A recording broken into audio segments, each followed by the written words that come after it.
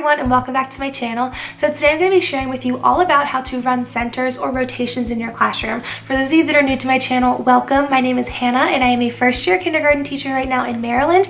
I am creating a series all about how to survive your first year basically as a teacher with all the different tips that I've learned this year, all the different experiences that I've gone through, and stuff that I've learned from you guys who have helped me along the way. So today's video is all about centers and rotations. I'm going to tell you all about how I ran them in my classroom, different ways that I've seen them run, different things to think about when planning them, and just how to make them go the smoothest they possibly can.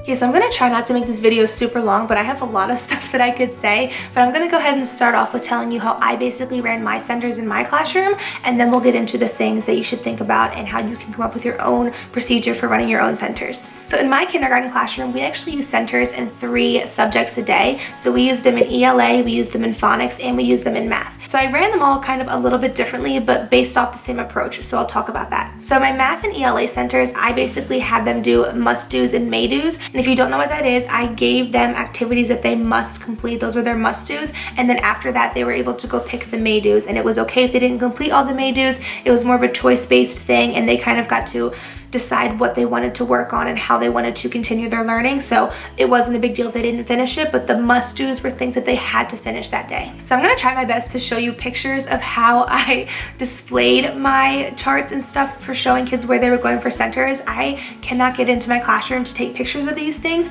so unfortunately I'm just gonna have to find them in the backgrounds of other pictures that I already have, so I'm sorry if they're a little funky looking, but basically you'll get the gist of things. I either used pocket charts or I made a big chart and put it on the back of a bookshelf, and that's how I displayed those visuals to show kids where they needed to go, because that really builds that independence when they can go themselves and look at a chart and see, here's my name, or here's my picture, here's my first job, here's my next job. They can just see where they're supposed to go. It helps them become a lot more independent, and they don't have to rely on you to tell them where to go. So I loved that, and my kids got so good at telling themselves where they needed to be. So basically what I would do is I would use the chart, and I would either use their name or a picture, and I would put it next to where their jobs were, and then they would just follow their jobs down the line. So a little background on how our ELA centers worked. My kids had 4 must-dos that they had to do a week. So we did ELA centers 4 days a week, so just Monday through Thursday.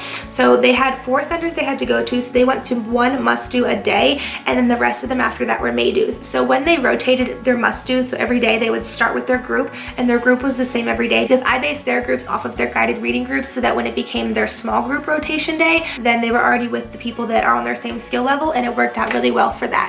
So I was able to differentiate very easily by having them jump within their own groups, and then they also knew who was in their group, and so if they weren't quite sure where they were supposed to be, they knew exactly who they could go to because that person was doing the same thing. So it made it really, really easy, and that's how I displayed it on my chart. The colors behind their names show which color group they're in, and then going across were their jobs. So they knew exactly what to look for, exactly how to navigate it, and they knew exactly who was in their group. My phonics centers were a little bit more structured. I had 4 rotations every 2 days. That's just how our curriculum worked out. So we would do 2 one day and then 2 the next day, and they traveled within their group. And this one was more structured because I would tell them physically when we were rotating. So I would ring my doorbell, we'd all get up and we'd all rotate. So that one was a little bit more structured, but still we did the centers and they traveled within their group. And then for math rotations, we did the may do must do again. So I told them the first station they had to go to, because we always had 6 games out at a time, 6 rotations.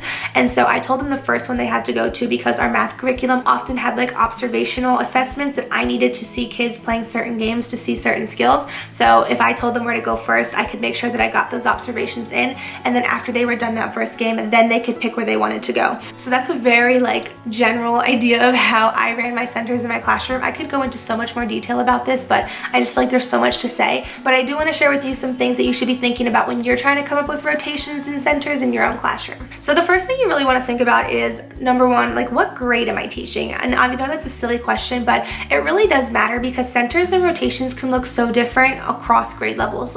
Being in kindergarten, a lot of our centers are a little bit more play-based, but also my kids aren't super independent. So you really have to think about, what can my kids do by themselves? What are they going to need help with? Where am I locating all my centers so that this center isn't bothering this center? There was just so much to think about, but you might not have those same concerns if you're doing centers or rotations in a 5th grade classroom. So you really have to think about the age group that you're working with and what is developmentally appropriate for your students. And also keep in mind that as the year goes on, your kids will become a little bit more independent and they will grow. So you can change things as things things go on, as weird as it is to say, you want to prepare for the worst. You want to think like they know nothing and that you have to explicitly teach everything. So don't expect them to be high achievers or know exactly what to do, or don't have high hopes for them, basically. And that's so sad to say, but it's true, because you want to explicitly teach that procedure of the routine and the rotations so that they can become a lot more independent and they will know exactly what you're expecting of them. Going along with that, it's also really good to think about, are you going to have help in your classroom? I know some classrooms have AAAs or paraprofessionals or just aides of some sort,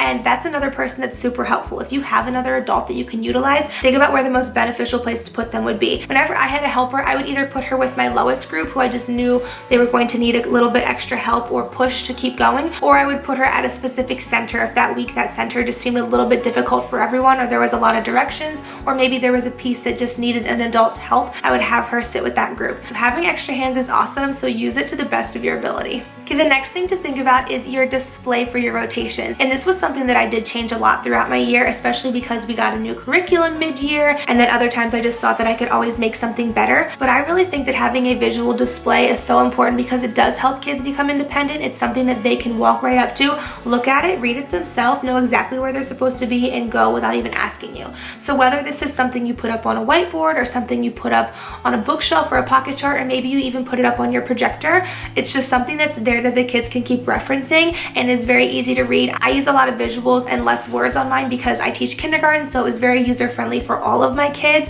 and they start to associate the pictures with where they're supposed to be. They know exactly what that picture means. So making some sort of visual, explicitly teaching how to use it to your kids, and then allowing them to practice and use it all the time really helps with that independence. Another big tip for your centers and rotations is make it a routine. I tried my best. I mean, you know, we always have days off and like unexpected things that come up, but I tried my best to make my kids go to the same rotation on the same day of the week, if that makes sense. So like one of our ELA centers was called Following Directions, and that was like the big craft that they did for the week. So I would try to keep the same group, maybe it was the orange group, I'd try to keep them doing Following Directions every Monday. So every Monday they knew when it came around that that was their Following Directions day.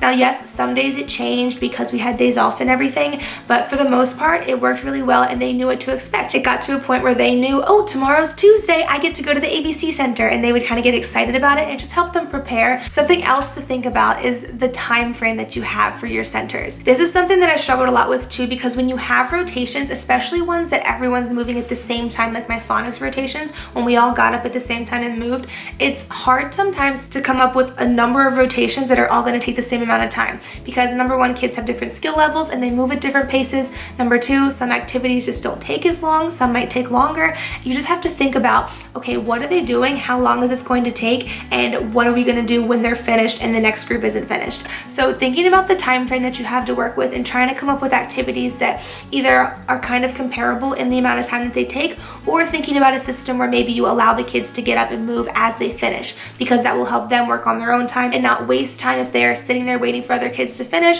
or those kids that do take a little bit longer to finish, they're not feeling pressure because everyone else is done and staring at them. And going along with that, you do want to figure out how many rotations you want to have each day. So like I said, my kids were expected to do 4 must-dos a week, but we didn't do all 4 must-dos in a day. That'd be way too much to ask of them. So I split those up, 1 must-do each day, and then after their must-do, they could do their may-dos. For phonics, I tried doing 4 in a day. It didn't really work. We never really had time for it. So we just cut it up into 2, and then we would do 2 one day and 2 the next day. And then for math, our curriculum really only asked that our kids complete 1 or 2 games a day, so that was easily doable. So after I told them where to go for the first game, they could pick where they wanted to go for the next.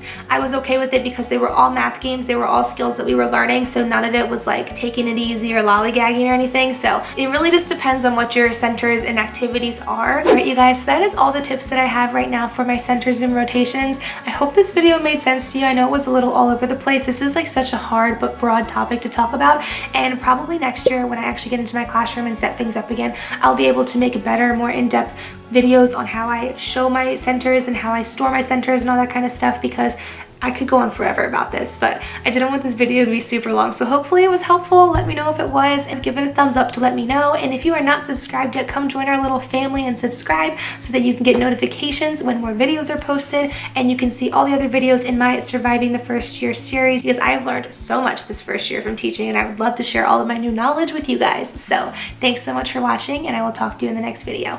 Bye.